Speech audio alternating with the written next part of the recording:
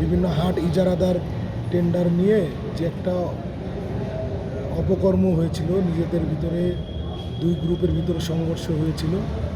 এই সংঘর্ষকে কেন্দ্র করে একটা মহল, একটা মহল যেগুলো আনরেজিস্টার্ড এবং তাদের কোনো ভিত্তিহীন, এরকম আমাকে নিয়ে আমার কোনো সংশ্লিষ্টতা না থাকার পরেও আমাকে নিয়ে বিভিন্নভাবে প্রোপাগান্ডা করছে এবং আমাকে হেনস্থ করার চেষ্টা করছে।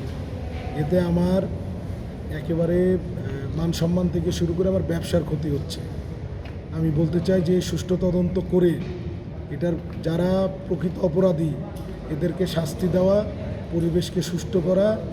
আর যে দুইটা পত্রিকা, এদেরকে তো পত্রিকা বলা যায় না, পোর্টাল তাও বোধহয় আনরেজিস্টার্ড পোর্টাল, সেটা হলো একটা রাজশাহীর বার্তা আর একটা হলো সত্য কথা, ব্র্যাকেটে রাখা বিএনপির সত্য কথা। আমি বিএনপির নেতৃবৃন্দদের সাথে কথা বলেছি, এটা তাদের কোনো রেজিস্টার্ড ফেসবুক পেজ না। ওই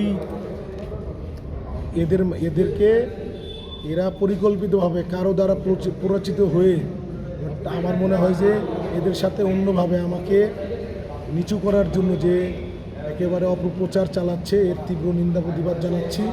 সাথে সাথে আইসিটি ধারায় আমি মামলা করব এবং মানহানির 100 কোটি টাকার মানহানির মামলা করব এদের বিরুদ্ধে।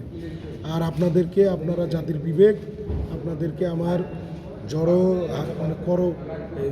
জোর দাবি করছি যে আপনারা সুষ্ঠু তদন্ত করে এটার বিরুদ্ধে ব্যবস্থা নেবেন এবং আইন শৃঙ্খলা বাহিনীর কাছে আমাদের এই বার্তা সারা বাংলাদেশে পৌঁছে দেবেন ইনশাআল্লাহ।